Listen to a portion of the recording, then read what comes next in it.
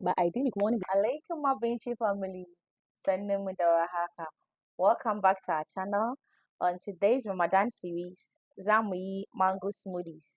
We'll be using frozen mango, yogurts, then fresh milk. Then use Bichimex blender and hey babe. So yo, Mama Zamu text Bichimex blender whether if it's really worth the hype.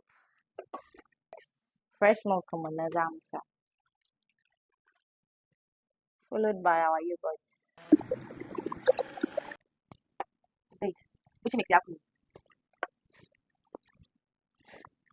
The hype. but I think one blender.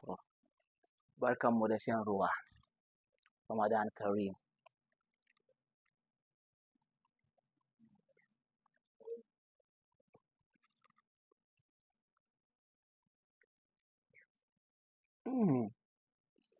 Yana da daɗi sosai.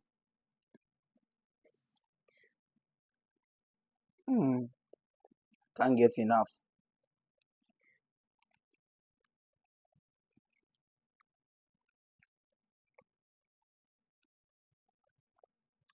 Kowa ya je duba YouTube abinci by Rui ya koyi wani abubuwa haka. Ba Ramadan kawai ba, kowane time kai kai. Don yana da daɗi. It's worth it.